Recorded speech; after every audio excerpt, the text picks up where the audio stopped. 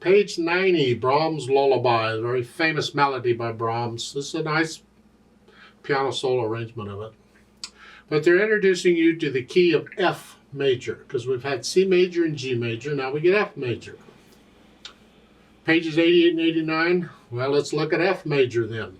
The key of F major has one flat, and that is a B flat. So when you're in the key of F major, all the B's are automatically going to be played as B flats. And you'll get a flat in the key signature. That's all. So now it's time to go do my scale video on F major, one octave up and down. And F major is a little different. I never could play F major very well until I got into college and learned to play scales correctly, because the right hand is a different fingering and you have to cross. The fourth finger plays the black key and the thumb has to come over. That always caused problems with me until I finally learned to do them correctly, and that was from the trill exercise and the scales that I do. Do the trill exercise and you'll find crossing over the thumb becomes a whole lot less difficult. Well, okay. So F major, it's just F to F, and you get a black key. And the primary chords are the same there at the bottom of page 89. The one chord, key of F major, and then the four chord is, see, 1, 2, 3, 4. It's a B flat chord because the B flat's the bottom note of the chord. But we put the F on the bottom. And then the 5/7 chord is here. The 5/7 chord, 1, 2, 3, 4, 5. It's a C chord with the 7th added, but remember we're in F major, so it's a B flat. That's all it is. And we don't use all the notes, so I put this on C on top. I get rid of that. So I'll leave it up to you on the primary chords. You should do them in both hands here. But that's F major. Now let's talk Brahms Lullaby. It's one page and one line long. Okay. Treble and bass clef, one flat in the key signature. We're in the key of F major. 3/4 time signature. And we have a pickup beat, so we're coming in on beat 3. The first two beats are the last measure at the bottom of page 91. We got eighth notes and half notes, quarter notes. Think we can handle all that, I hope. Let's cover this one hand at a time, because the hands are doing different things. At the beginning, the right hand, you start with the 1 chord, or the F chord. And then again, later, and then for measure 3, they want here, you gotta come down here. Well, you just gotta lift up and move. That's all right, there's no rest or anything. Going from measure 2 to 3, you just lift up and move. And now we're down in here. Measure 7. And then measure 9 is just an F. The right hand only plays that half note. I'll explain all this other stuff later. Here, and then during the rest you come back up to the F chord. Okay? Last two measures at the bottom, you have rest. You're coming down one key. Here. That's all. Left hand, well, the left hand gets melody through most of this, and you're here. 3 and 1, 3 and 1 and 2 and 2 and then it rests until measure 4. 1 and 2 and don't forget the B flat, it's in the key signature.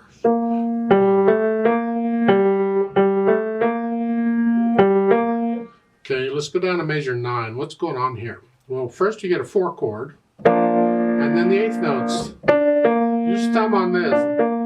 I'm using thumb on both of those. And then going on. And 2. And just cross over. This is measure 11. Cross over for 1 note. That's okay. You don't have to cross over. And I don't like to cross over, I don't have to. So if you don't want to, what we do is we adjust the fingering slightly. Instead of a 2, I'm going to come up and use 3. So it's...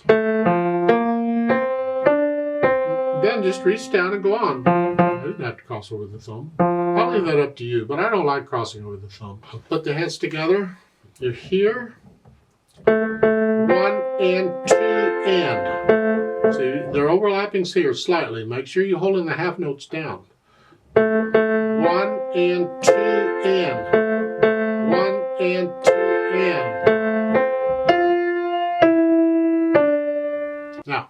I don't care for this measure 2 to 3. I don't care for that.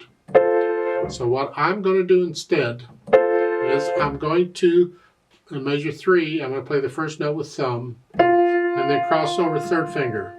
It's like a C major scale. I'm going to do that. To me, that's much easier than trying to move the hand like they want you to. So start again on the second measure. Here.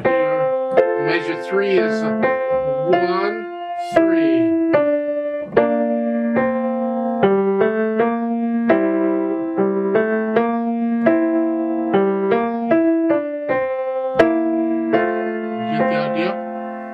Measure 9, it's here. Hold that down as you play the chord, and then here. Okay, not too bad, I hope. Once you can get the notes and the rhythms okay, then we'll think about the articulation. This is fairly connected. It's for a string quartet or some such thing, and it's got connected. If you want to lift it, there in the second full major lift up. Where's the phrases? Well, I don't know. Here. Lift up. Lift up. Lift up. Lift up. Lift up. Lift up. To figure out where the phrases are for me, I have to play the melody kind of quick. And then I can usually kind of pick up on where the sentences are, where the musical thoughts are. Just lift up between them if you can figure out what they are. Otherwise, connect it. So if you're not sure where they are, just connect them. Then the dynamics. Well, it goes to the melody. Moderately soft, mezzo piano. Whatever you think moderately soft is. And they gave you, in the first full measure, a PP in parentheses. You can scratch that off. You don't need those. They're helping you out. They're telling you, make sure you play this very soft. You should do that anyway. So I'm saying scratch those out, you don't need them. The melody is what counts. We're here for the melody. That's what's important. And if the melody is moderately soft, these 3 notes, because there's 3 of them, gotta be really soft. So you crescendo up a little bit. Up to about a moderately, I wouldn't go up to moderately loud. This piece, no, I don't know. I wouldn't go quite there, but I guess if you want. Back down moderately soft, and in measure 4, that's got to be in the background. This is a melody. Now in measure 5, it's the right hand half notes in the background. Telling you very soft. I already told you to do there. So in measure 6 and 7, it's got to sound like one hand played all of that. It's all melody. That's what we want to hear. Everything else is in the background. Now we're moderately loud. This, well, they don't need the P there. It should be anyway. Soft and then moderately loud. You don't need the P or the MF, either one. You don't need any of these dynamics in the third line. The MF tells you the melody is moderately loud, and you go with that. So just moderately loud. Everything else is in the background. Now that melody, you see the dotted line in measure 9 that goes down, it's got the word melody on it. In music, sometimes you'll get this line that goes from one staff to the other. And they're pointing out where the melody is. They're telling you the melody is going to the other staff. You don't get the word melody. They're just adding that in there here. They're being nice to you. How you normally get is a line. It could be a solid line or a dashed line or something. They're just telling you the melody is going from here to here. There. That's all that's for. And that way in the dynamics, you know what to do. The melody is moderately loud. So you don't actually need those dynamics in the third or fourth line because you're there anyway. You're the...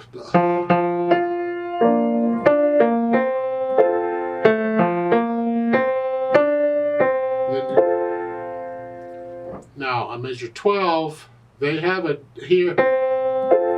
I don't know what they're after with that decrescendo there, because I'm already moderately loud, and then when I go to the 8th notes, I'm still moderately loud. I didn't decrescendo. And I'm going to play the chord soft anyway, so I don't know what the decrescendo is there on measure 12. I don't know what that's about. At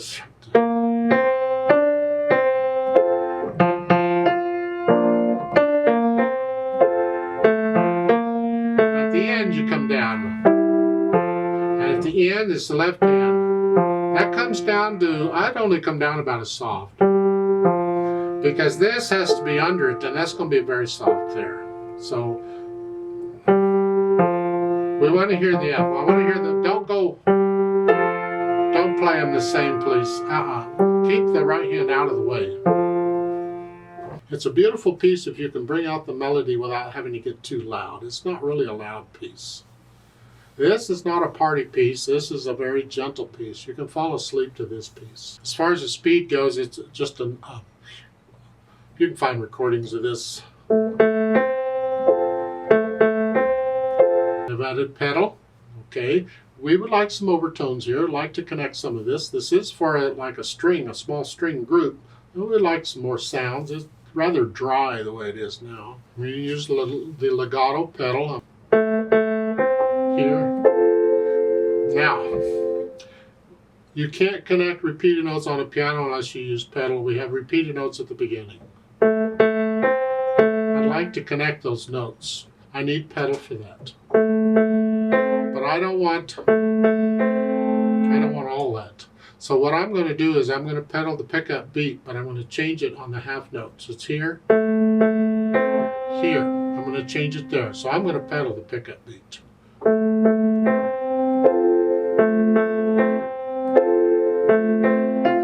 You don't pedal measure 3. And here, they want you to pedal measures 5. To me, that ruins it. It's I don't want all that junk. Ugh. So if I'm going to pedal it, I'm only going to pedal the couple of beats. I won't pedal the first beat. Maybe when I play the chord in the right hand, I can pedal that and then lift it up on the 8th note. So I'm only pedaling it for the 2nd beat and the 8th note. That's it, just the 2. I'm connecting the 2 G's. Because I'm holding the right hand down, it stays going. I just don't want all that pedaled. Then on measure 6, I lift it up on the B flat. Because I don't want all that. So here, lift it. And now, measure 9, change it.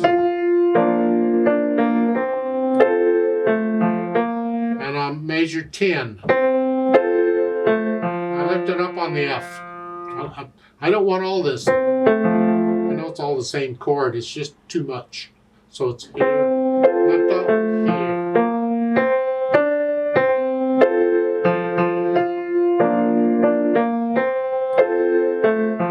So on a lot of these measures in here, I'm lifting up on the last 8th note in the measure, just to get rid of all the other sound. I don't want it. Here, you can pedal the end. That's my impression of the pedal. You have to listen very carefully to what is the pedal doing to the sound. And as you really want all that, no, I don't.